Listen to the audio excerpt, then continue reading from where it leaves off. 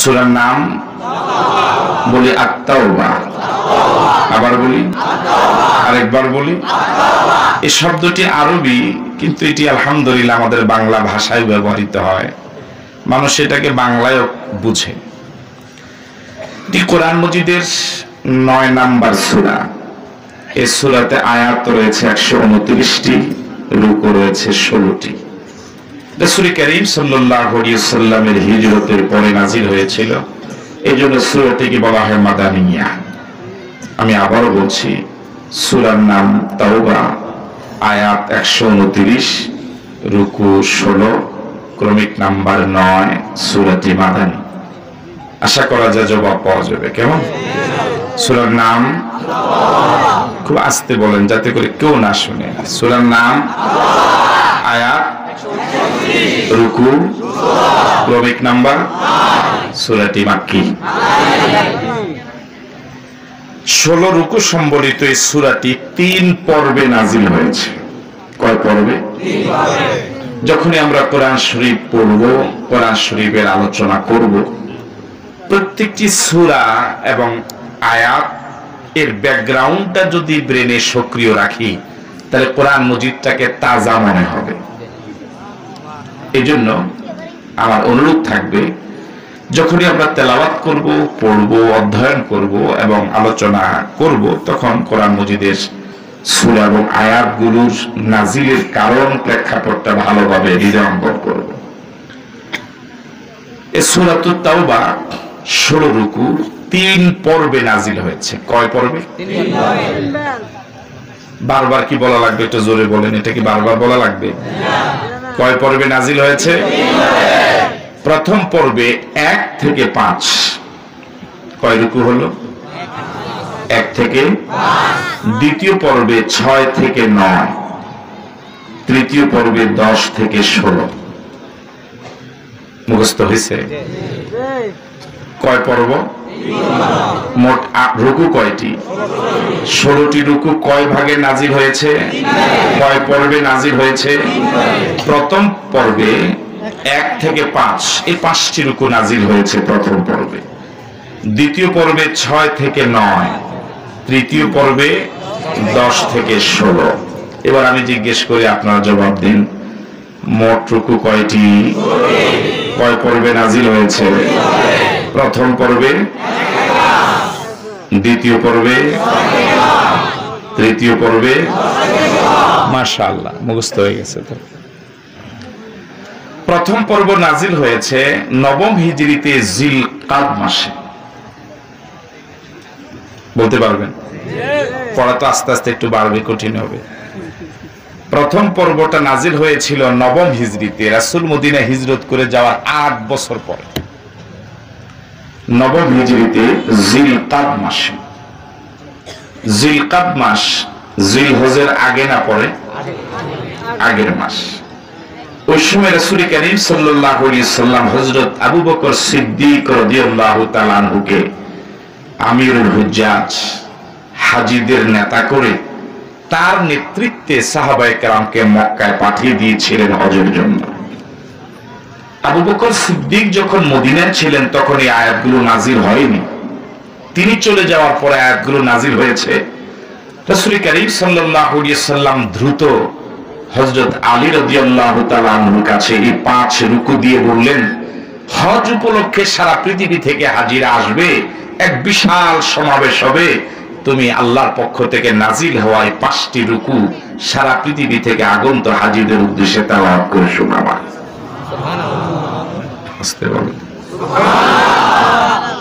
দ্বিতীয় পর্ব নাজিল হয়েছিল তাও 9ম হিজরিতে, তবে রজব মাসে। কি মাসে? তখন রাসূল করিম সাল্লাল্লাহু আলাইহি সাল্লাম তাবুক যুদ্ধের প্রস্তুতি নিচ্ছিলেন। এক কঠিন যুদ্ধ। যখন ফসল পাকা ধরেছে, জমিনে ফসল কাটার সময় হয়েছে, খেজুর ঘরে তোলার সময় হয়েছে, এমন সময় তাবুক যুদ্ধের ডাক এলো। সাহাবায়ে কেরাম যুদ্ধে যাওয়ার প্রস্তুতি নিচ্ছিলেন। এমন সময়ে জিহাদের গুরুত্ব দিয়ে জিহাদে অংশগ্রহণ করার ফজিলত বর্ণনা করে এই অংশ নাজিল হয়েছিল। মনে রাখা যাবে? সর্বশেষ পর্ব নাজিল হয়েছিল তাবুক যুদ্ধ থেকে ফিরে আসার পরে। আমি এই কথাটা আরেকবার বলে আমরা সামনে অগ্রসর হচ্ছি। 16 রুকু সম্বলিত এই সূরাটি 3 পর্বে নাজিল হয়েছিল। প্রথম পর্ব 1 থেকে 5, এই অংশ নাজিল হয়েছিল 9ম হিজরিতে জিলকাদ মাসে। 6 থেকে 9 এই অংশ নাজিল হয়েছিল 9ম হিজরিতে রজব মাসে, তাবুক যুদ্ধের প্রস্তুতিকালে। 10 থেকে 16 এই অংশ নাজিল হয়েছিল তাবুক যুদ্ধ থেকে ফিরে আসার পরে।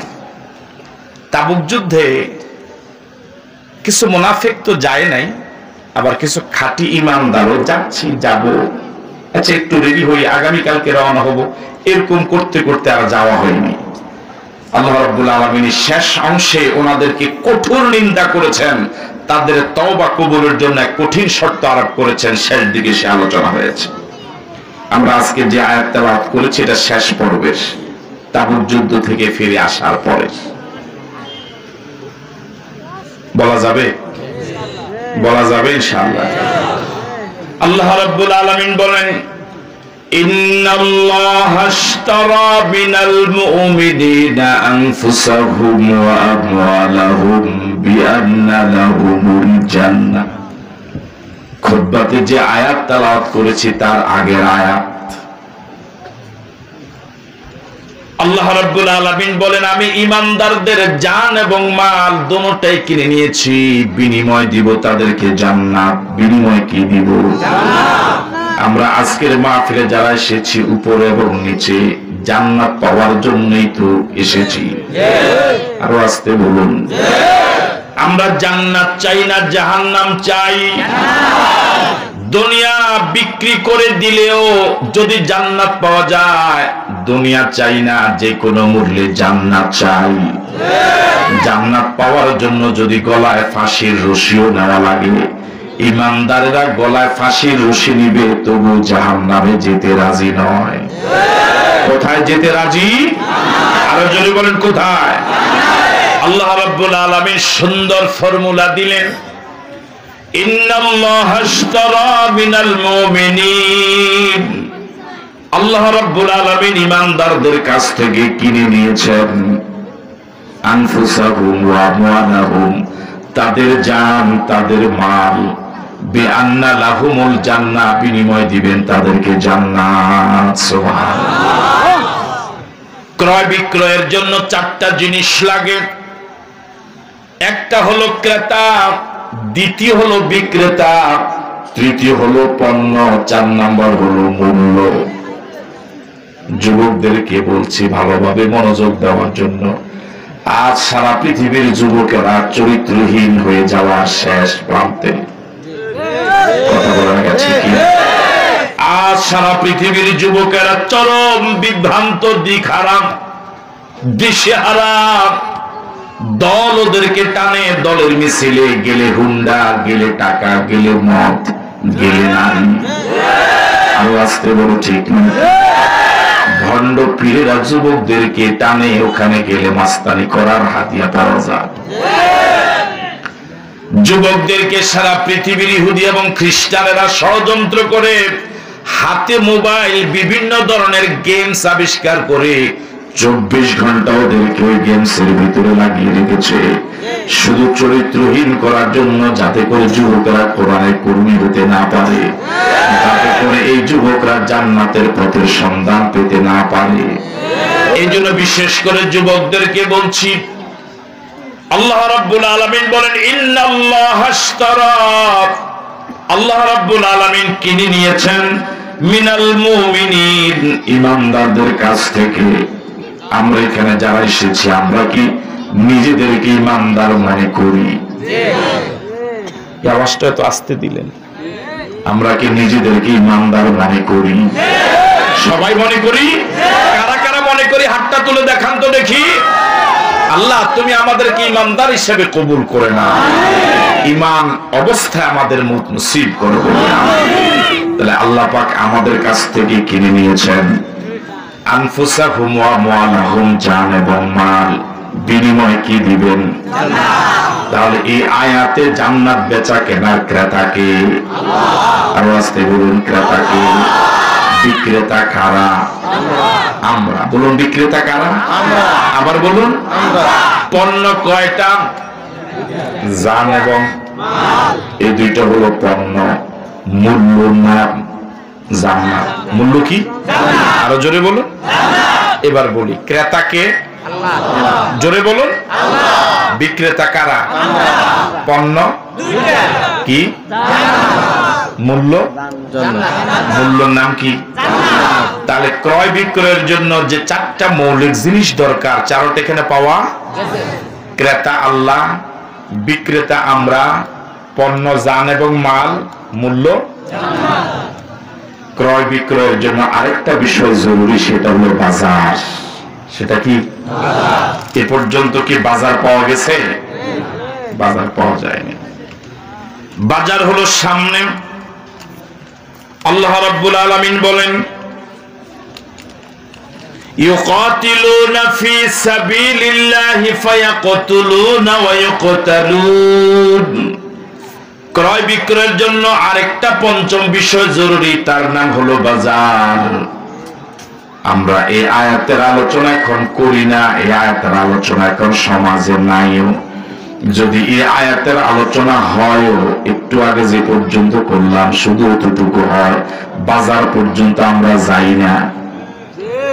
আল্লাহ রাব্বুল আলামিন বলেন, এই জান এবং মাল বিক্রি করে দেওয়ার পরে যিনি কিনলেন তার কাছে বিক্রিত পণ্যটা বুঝাইয়া দেওয়ার জন্য যে বাজারটা দরকার, তার নাম হলো ইউকাতিলুনা ফি সাবিলিল্লাহ ফায়াকতুলুনা ওয়া ইউকতালুন।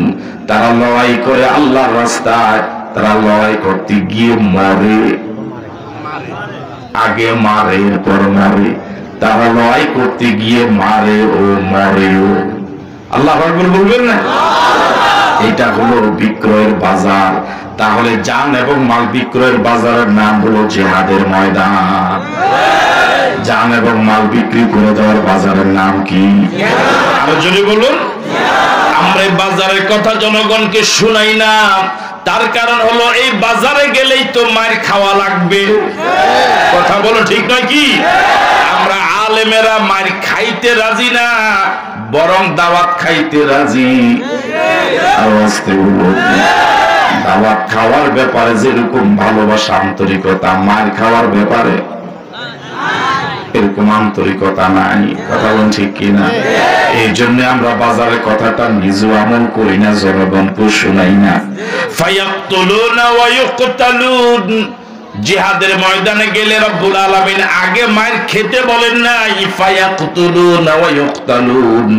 জিহাদের ময়দানে মুজাহিদরা গিয়ে আগে মারবে, এরপর মরবে। বলুন তো, মরা আগে না মারা আগে? জোরে বলেন। আগে যদি নিজেই মরে যান তাহলে তো মারার সুযোগ পাবেন না। আল্লাহ পাকের সিরিয়ালটা কত সুন্দর, শব্দ চয়ন কত সুন্দর। আল্লাহ পাক বলেছেন, ওরা আগে মারে, এরপর না পারলে মরে যায়। আল্লাহু আকবার বলবেন না? তাহলে আগে মারবো, এরপরে মরবো, রাজি আছি। এটা কার কথা? আরো জোরে বলুন, কার কথা? আরো জোরে বলুন, কার কথা? আওয়াজ দিয়ে বলুন আল্লাহ। আবার বলুন আল্লাহ। আরেকবার বলুন আল্লাহ। আমার ভাইরা, এবার আমার আপনাদের কাছে প্রশ্ন, জান্নাত যদি পেতে হয় জান মাল বিক্রি করে দেওয়া ছাড়া জান্নাত পাওয়া? এবার শুরুতে যারা বলেছেন জান্নাত পেতে চাই হাত তুলে বলেছিলেন, এবার কি জান্নাত পাওয়ার জন্য আল্লাহর কাছে জান এবং মাল বিক্রি করে দিয়ে দিতে রাজি আছেন? সবাই রাজি আছেন? এই মুহূর্তে বিক্রি করে দিয়ে দিতে কি রাজি আছি? আল্লাহ পাক কবুল করুক, বলুন আমিন। সব মাল আল্লাহ পাক কিনবেন না।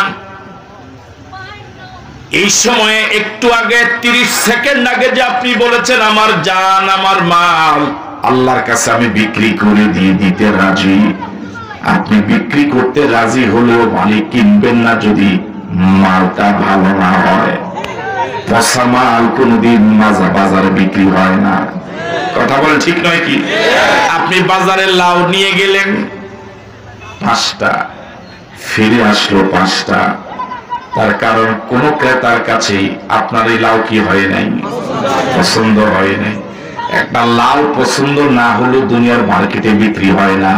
বিশাল জান্নাতের বিনিময়ে জানটা বিক্রি করবেন, জানটা যদি পচা হয় মালিক কি নিবে? কথা বলেন, মালিক কি নিবে? জান্নাত পাওয়ার জন্য যে যোগ্যতা দরকার, মালটা যে ভালো মানের হওয়া দরকার। পরবর্তী আয়াতে রব্বুল আলামিন বলেন, আত-তাইবুনাল আবিদুনাল হামিদুনাস সাইহুনার রাকিউনাস as-sajidunal amiruna bil ma'ruf wan nahuna 'anil munkari wal hafizuna li hududillah wa bashshiril mu'minin। মালটা ভালো হওয়ার জন্য গুণ লাগবে 9টা। কয়টা গুণ? আর যদি বলুন কয়টা গুণ?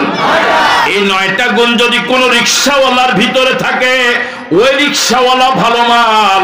এই 9টা গুণ যদি কোন মুহাদ্দিসের ভিতরে না থাকে, ওই মুহাদ্দিস পচা মাল। বলুন, এই 9টা গুণ যদি কোন মুরিদের ভিতরে থাকে, ওই মুরিদ ভালো মাল। এই 9টা গুণ যদি পীরের ভিতরে না থাকে, পীর পচা মাল। আরো আসতে বলেন, আসতে। এই 9টা গুণ যদি কোন কর্মীর ভিতরে থাকে, ওই কর্মী ভালো মাল। এই 9টা গুণ যদি নেতার ভিতরে না থাকে, নেতা পচা মাল। কথা বলুন ঠিক কিনা? এই 9টা গুণ যদি কোন শ্রোতার ভিতরে থাকে, তিনি ভালো মাল, আল্লাহর কাছে বিক্রি হওয়ার যোগ্য মাল।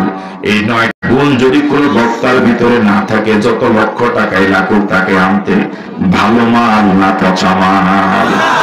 এই 9টা গুণ যদি বিস্তারিত তো আমরা বলতে পারবো না।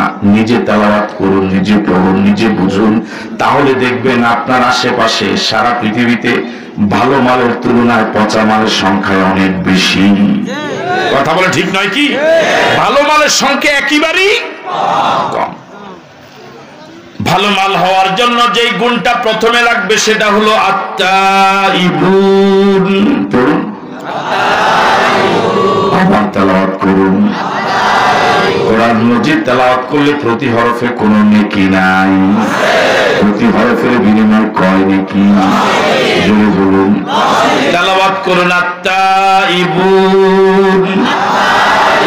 ভালো মাল হওয়ার জন্য প্রথম যে গুণটা রব্বুল আলামিন বলেছেন, 9টা গুণের মাঝে প্রথম যে গুণটা, সেটা হলো ওই মাল, ওই জান, ভালো জান, যে জান সব সময় তওবা করে। কি করে? আরো জোরে বলেন, কি করে? আমার ভাইরা, এই পৃথিবীতে আমরা যারা আছি তাদের কথা তো আমরা বলতে পারবো না। আমরা এখানে যারা আছি, বেগুনা মাসুম বাচ্চা ছাড়া এরকম একজন মানুষও কি এখানে আছি যার কোনো গুনাহ নাই? বেগুনার সংখ্যাই তো বেশি। এখানে এমন একজন মানুষও কি পাওয়া যাবে যার কোনো গুনাহ নাই? কথা বলেন না, সত্য কথাটা। আমার আপনার গুনাহ আছে না নাই?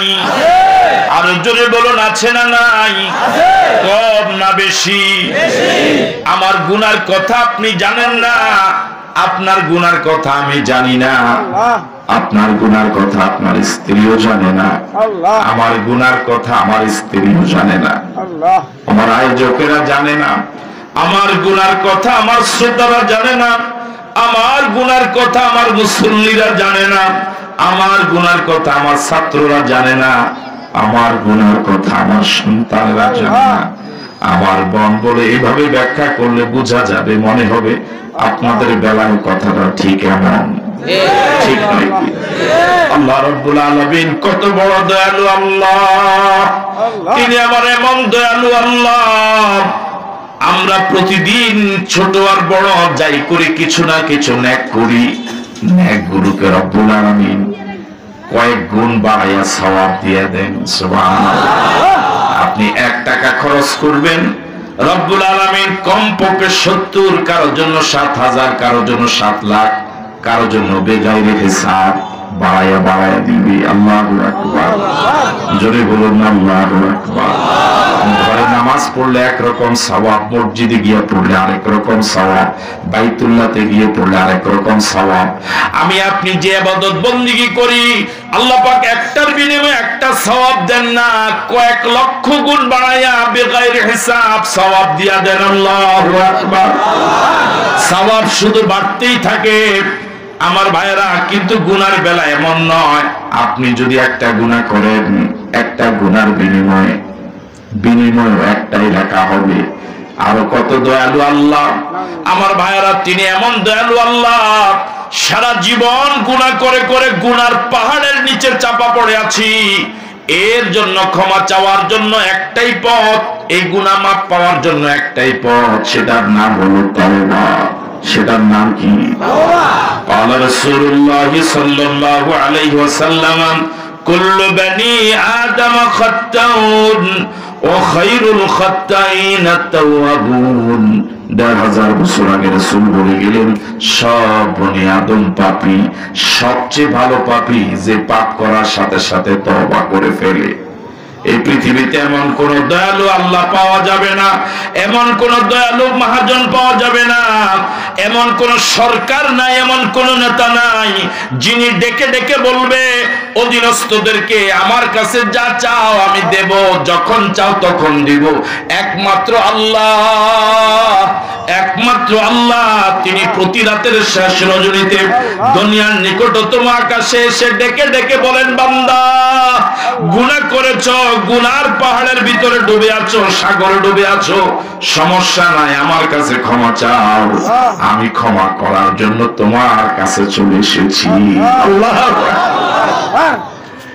আমি আরশে আজিম থেকে দুনিয়ার নিকটতম আকাশে তোমার কাছে চলে এসেছি, বান্দা আমার কাছে ক্ষমা চাও, যা চাইবা যখন চাইবা তখনই আমি দিয়া দিব। এই পৃথিবীতে এমন কোন নেতা নাই যাকে গভীর রজনীতে ফোন করলে পাওয়া যায়। আমার মন বলে কোন পীর এবং পাওয়া যাবে না যাদেরকে গভীর রজনীতে ফোন করলে রিসিভ হবে। আমরা যারা আলোচনার ময়দানে, আমাদের মোবাইল লাখ লাখ মানুষের কাছে আমাদের নাম্বার, ওরা গভীর রজনীতে ফোন করা তো দূরের কথা, দিনে ফোন করলে আমাদেরকে পায় না। আল্লাহ তিনি আমাদের এমন দয়ালু আল্লাহ, তিনি এমন দয়ালু আল্লাহ, তিনি এমন দয়ালু আল্লাহ। রাত 12টা বুঝি না, একটা বুঝি না, গভীর রজনীতে পৃথিবীর নির্জন কোন জায়গায়, পাহাড়ের উপরে, সাগরের গভীর জলরাশির ভিতর থেকে কোন বান্দা গুনার কথা স্মরণ করে একবার যদি মন থেকে বলে আল্লাহ, একবার যদি আল্লাহ বলে ডাক দেয়, আমরা সে কান্না তাগার কারণে শুনি না, কিন্তু রাসূল বলেছেন আল্লাহ 70 বার জবাব দিয়া জিজ্ঞেস করে, বান্দা কি চাও? আল্লাহু আকবার। বান্দা কি চাও? বান্দা কি চাও? বান্দা কি চাও? দুনিয়াতে কারো কাছে বারবার অপরাধ করে ক্ষমা চাইলে একটা সময় তিনি বিরক্ত হন, আর আমার আল্লাহর কাছে ক্ষমা না চাইলে আমার আল্লাহ বিরক্ত হন। আল্লাহু আকবার। عن ابي هريره رضي الله تعالى عنه قال قال رسول الله صلى الله عليه وسلم التائب من الذنب كمن لا ذنب له। রাসূল বলেছেন, ও আমার উম্মতেরা, সারা জীবন গুনাহ করে করে খালেস নিয়তে যদি কেউ একবার তওবা করে ফেলতে পারে, এই তওবাটা তাকে এমন নিষ্পাপ বানায় দেয় যেমন নিষ্পাপ সন্তান মায়ের গর্ভ থেকে খালাস হয়, মনে হবে যেন তার আর কোনো গুনাহই নাই। ও যুবকেরা, এই সুযোগটাও যদি কাজে লাগাতে না পারি, এই সুযোগটাও যদি কাজে লাগাতে না পারি, আমাদের মতো কপাল পড়া দুর্ভাগা হতভাগা আসমানেও নাই, জমিনেও নাই। আল্লাহ ডেকে ডেকে বলে, বান্দা ক্ষমা চাও, ক্ষমা করে দিব, অপরাধ ক্ষমা চাও, ক্ষমা করে দিব, বেগুনা বানায় দিব, মাসুম বানায় দিব, জান্নাতি বানায় দিব। প্রতিদিন 100 বার অপরাধ করো, 100 বারও যদি তওবা করো, আল্লাহ বিরক্ত হয় না, বরং আল্লাহ খুশি হয়। এই সুযোগটা যদি কাজে লাগাতে না পারি, আমাদের মতো দুর্ভাগা বলুন তো আর কি কেউ আছে? আমি কি কথা বুঝতে পারছি? আর কি কেউ আছে? এখানে আমরা এমন লোক হয়তো থাকতে পারি গত 1 বছরে একবারও আল্লাহর কাছে তওবা করি নাই। এখানে এমন লোকও থাকতে পারি গত 5 বছরে একবারও আল্লাহর কাছে গুনাহ ক্ষমা চাই নাই। এরকম লোক আছে না নাই?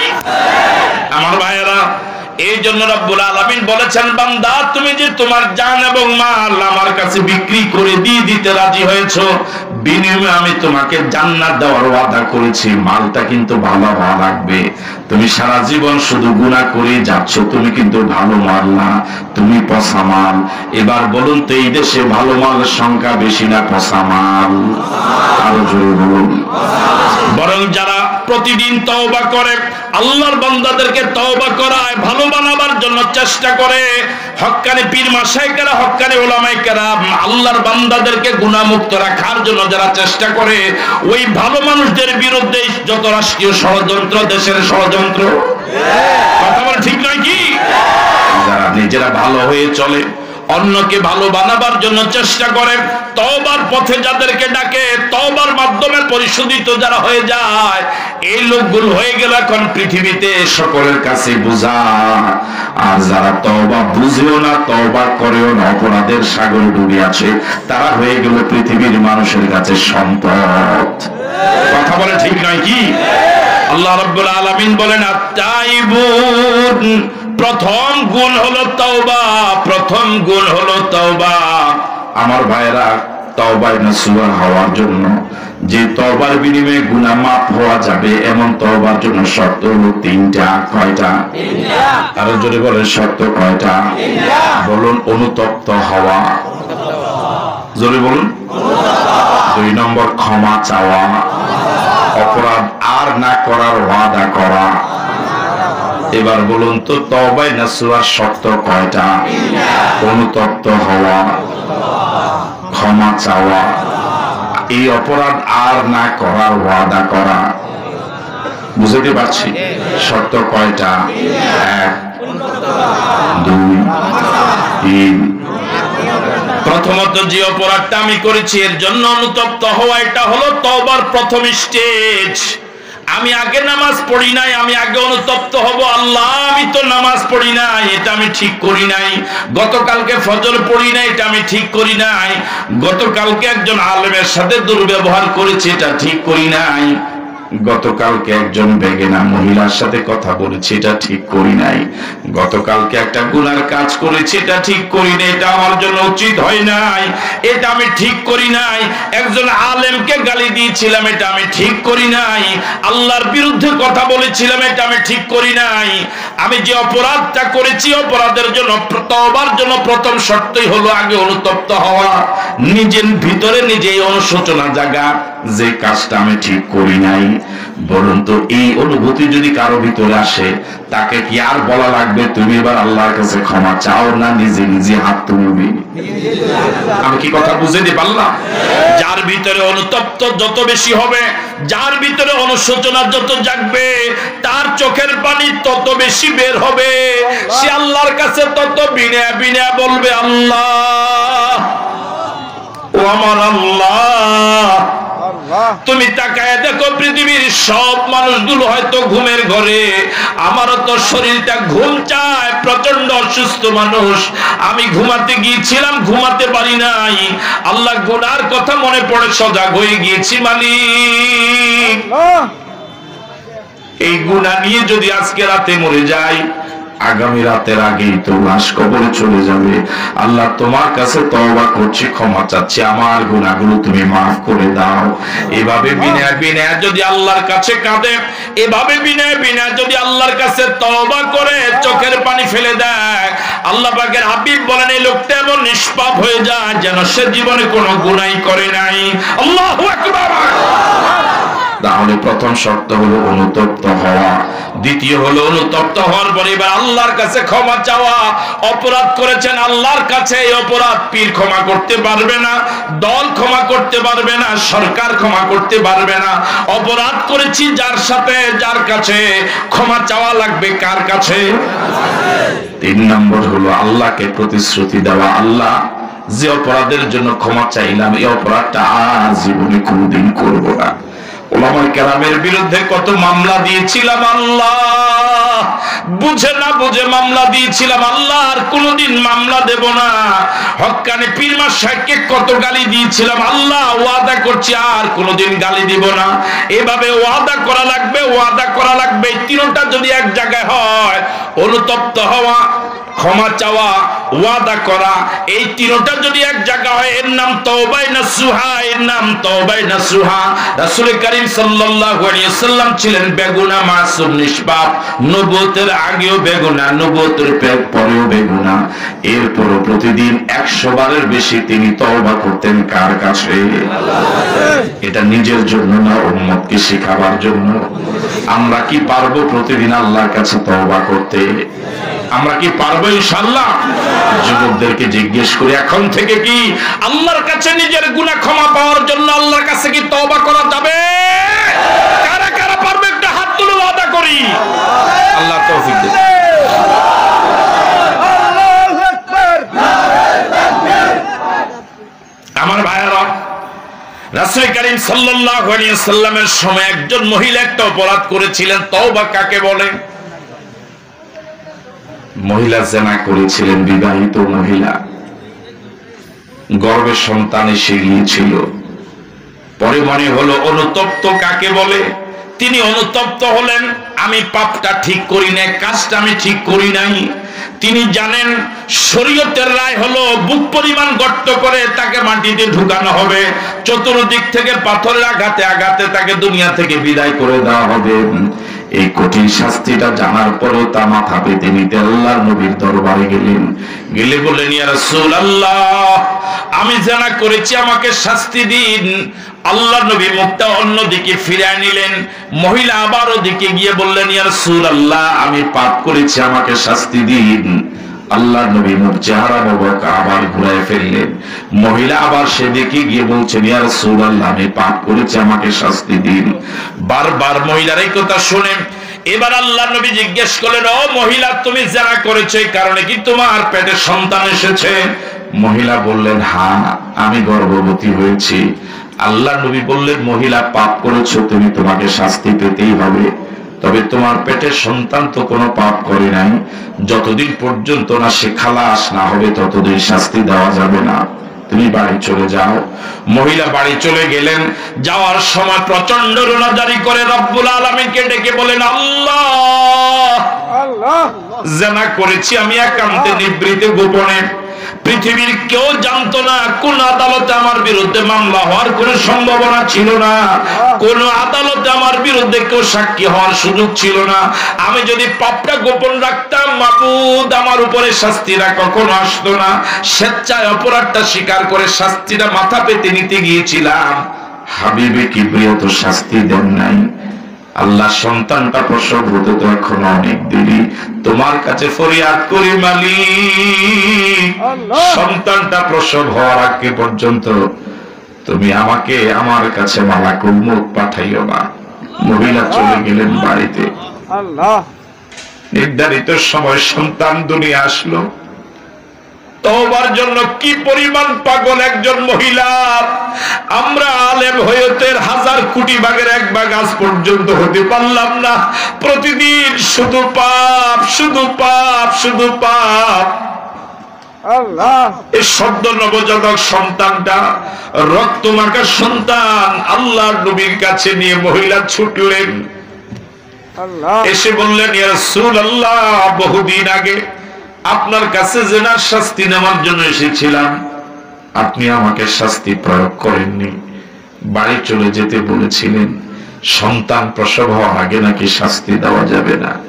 এই দেখুন আমার সদ্য নবজাতক সন্তান, আমি সন্তান প্রসব করেছি, এবার আমাকে শাস্তি দিন। আল্লাহর নবী বললেন, মহিলা, তোমাকে শাস্তি দেব, তবে তোমার সদ্য নবজাতক সন্তান, তোমার বুকের দুধে তার 2 বছরের হক রয়েছে। আমি তার সন্তান, তোমার সন্তান হক নষ্ট করতে পারবো না, তুমি বাড়ি চলে যাও। মহিলা বাড়ি চলে যাচ্ছিলেন, কিছুই করার নাই, আল্লাহর কাছে রুনা জারি করে বললেন, আল্লাহ 2 বছর তো এখনো অনেক লম্বা সময়, অতদিন বাঁচবো, যারা অপরাধ মাথায় নিয়ে ঘুরবো, কেমনে আল্লাহ মুখ দেখাবো? আল্লাহ এর আগে যদি মরে যাই জাহান্নামের আগুনে জ্বলতে পারবো না মালিক, তোমার কাছে ফরিয়াদ করি আল্লাহ, জেনার শাস্তি নেওয়ার আগে তুমি আমার কাছে মালাকুল মউত পাঠাইও না। তওবা কাকে বলে? আল্লাহ। আমরা তো বলি, মনে করি আস্তাগফিরুল্লাহ, এটা পড়ার নাম তওবা। পীর সাহেবের কাছে গেলে উনি তওবা পড়াইয়া দেয়। আবার যে অপরাধ প্রতিদিন করে, তওবার পরও একই অপরাধ করে, খালেস তওবা যদি কেউ করে, ওই অপরাধ দ্বিতীয়বার হওয়ার কোনো সম্ভাবনা নাই। মহিলা চলে গেলেন বাড়িতে। একজন মা তার সন্তানকে যে পরিমাণ আদর সোহাগ করে লালন পালন করে, কম না অনেক বেশি? এখানে যাদের মা নাই তারাই বুঝেন মা নাই কার কার। আমারও মা নাই, মাত্রই কয়েকজন, মাশাআল্লাহ অনেকের তো মা আছে। এখন মা আছে কদর বুঝেন না।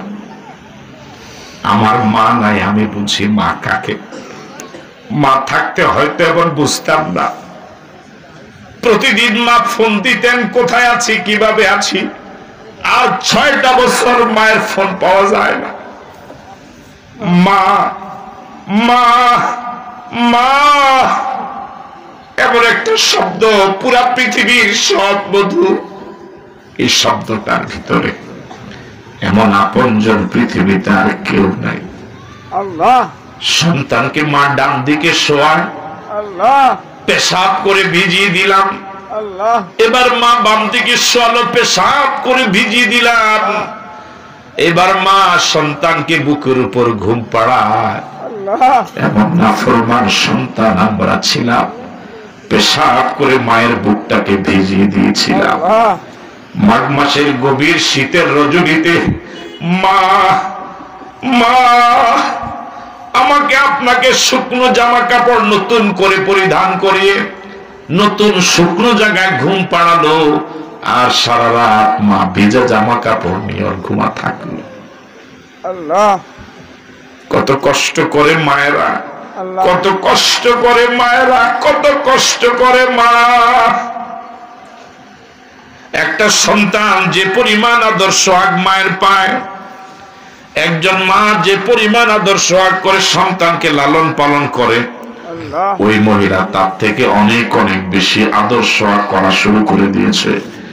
তার কারণ হলো, মহিলা মনে করেছে 2 বছর অনেক লম্বা সময়, এত লম্বা সময় তো বাঁচার সম্ভাবনা নাই।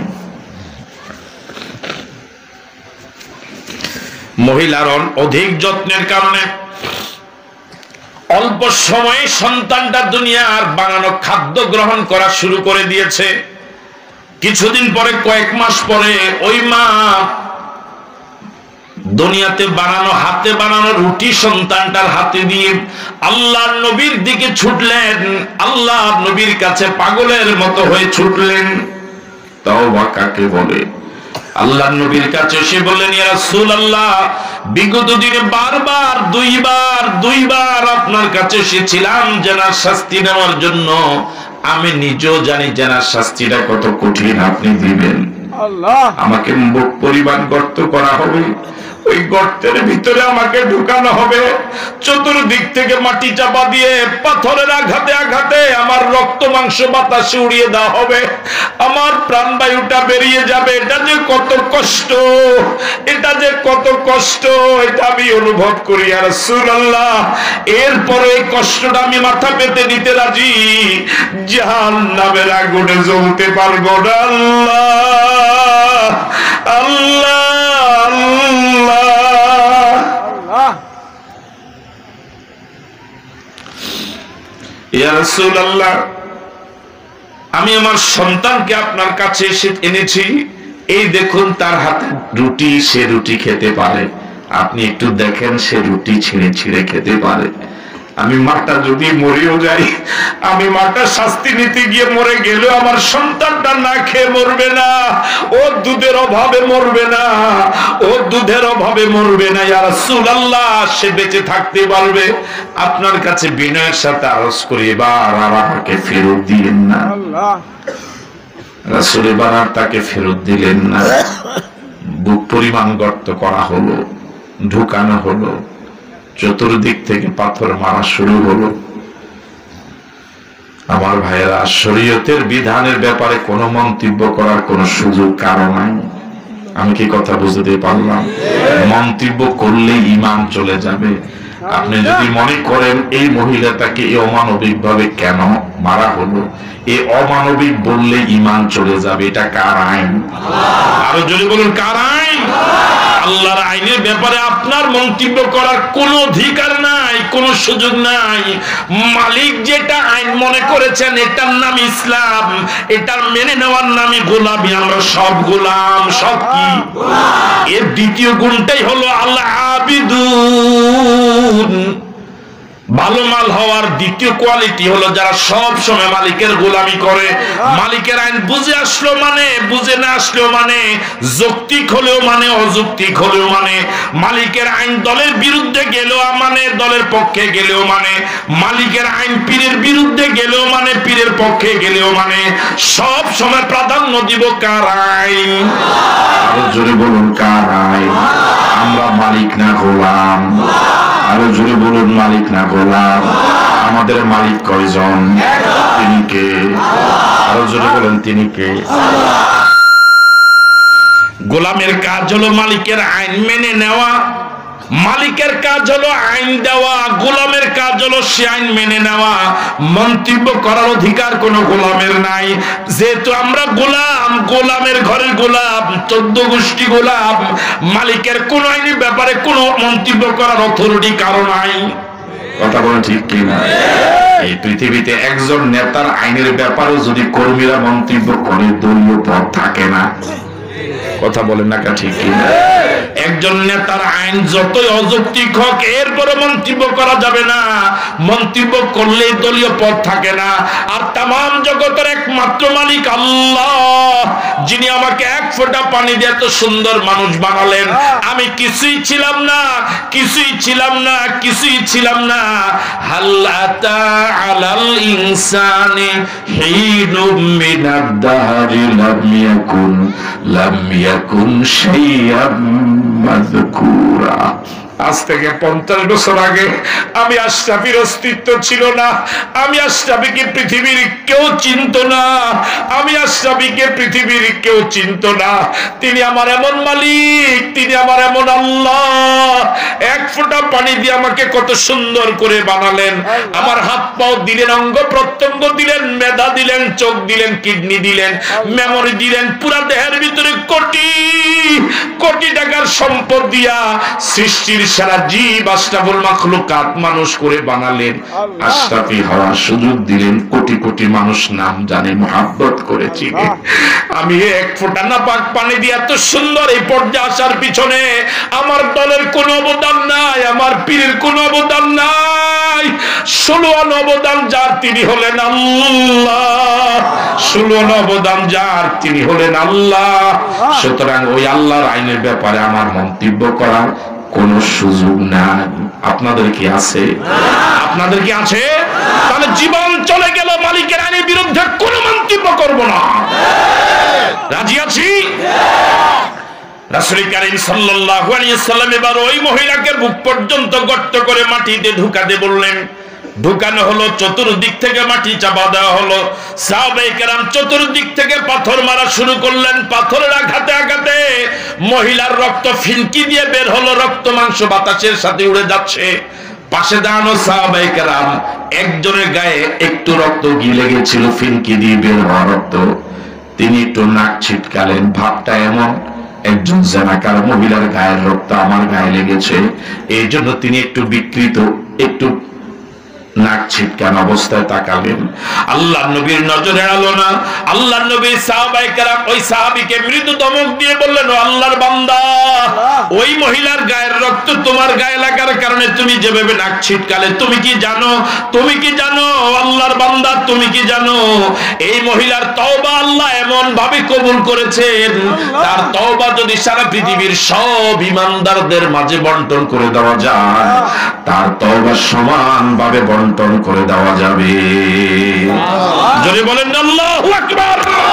এর নাম তওবা, এর নাম তওবা, এর নাম তওবা। এজন্য রব্বুল আলামিন বলেন, বান্দা তুমি তোমার জানটা আমার কাছে বিক্রি করে দিয়ে দিতে রাজি হয়ে গেলা, মালটা বিক্রি করে দিয়ে দিতে রাজি হয়ে গেলা, আমি আল্লাহ তোমার জানটা ততক্ষণ কিনবো না যতক্ষণ না তোমার জান এই গুণে গুণী না হয়, যতক্ষণ না তোমার জীবনটা এই গুণে গুণী না হয়। যখনই অপরাধ করে ফেলবা মালিকের কাছে তওবা করা এই গুণে গুণী না হলে পরে তুমি প্রেসিডেন্ট হতে পারো, প্রধানমন্ত্রী হতে পারো, মুহাদ্দিস হতে পারো, মুফতি হতে পারো, চেয়ারম্যান হতে পারো, মেম্বার হতে পারো, বাইতুল আমার ভাইয়েরা দেশের সেরা ধনী হতে পারো, কোটি কোটি টাকার মালিক হতে পারো, তুমি ভালো মাল নয়, তুমি পচা মাল। কথা বলেন, ভালো মাল না পচা মাল? আমার ভাইয়েরা এই